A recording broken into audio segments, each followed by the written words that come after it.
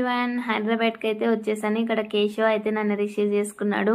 కేశవకి first time ఎయిర్పోర్ట్కి రావడం చాలా ఎక్సైటింగ్గా ఫీల్ అవుతున్నాడు. నాకు కూడా ఫస్ట్ టైమే ఎయిర్పోర్ట్కి రావడం కాదు, ఫ్లైట్ జర్నీ. అందులో ఇంత లాంగ్ జర్నీ అస్సలకి ఇట్లా సింగిల్గా వెళ్తానని ఎప్పుడు అనుకోలేదు. సింగిల్గా వెళ్తున్నాను, అందులో ఫ్లైట్ జర్నీ కూడా నాకు ఫస్ట్ టైమే. మిక్స్డ్ ఫీలింగ్స్తో ఉంది మొత్తం అంతా. ఎట్లా ఏం అర్థం కావలేదు.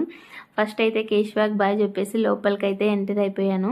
ఇక్కడికి వెళ్ళిన తర్వాత చూడండి, అన్ని షాపింగ్ మాల్స్, ఒక్కటి కూడా కొనే ప్రైజెస్లో అయితే లేవు. అన్నీ ఎక్కువ రేట్లే ఉన్నాయి. సరే అని ఏం తీసుకోలేదు. ఇంకా తర్వాత ఫ్రెష్ అప్ అయ్యి జస్ట్ ఒక 5 minutes కూర్చున్నాను. ఫస్ట్ ప్రశాంతంగా అంతా చూస్తున్నాను ఇంకా ఏంటి అని. మిక్స్డ్ ఫీలింగ్స్తో ఉన్నాను ఇక్కడైతే నేను.